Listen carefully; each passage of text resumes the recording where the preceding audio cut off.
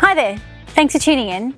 My name is Rhiannon and I'm one of the founders of Barbecue Spit Rotisseries.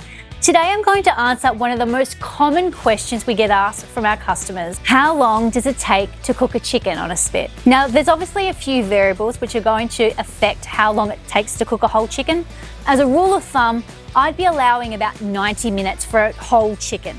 Otherwise, to speed up the process and cut it down by about half, what you can do is splay the chicken, butterfly it, and cook it in a rotisserie basket.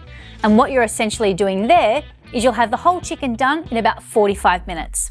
Just one tip, always take your meat out of the fridge before putting it straight onto the spit. You want to allow it to warm up to room temperature a bit more.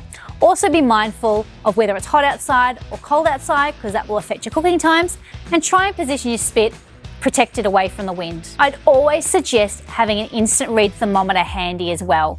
Simply use the thermometer to pierce the inside of the meat and make sure that it's cooked all the way through before taking it off the skewer. If you'd like to stay connected and keep upping your barbecue game, don't forget, hit the subscribe button, post a comment below, give us a big thumbs up, and I look forward to seeing you in our next video.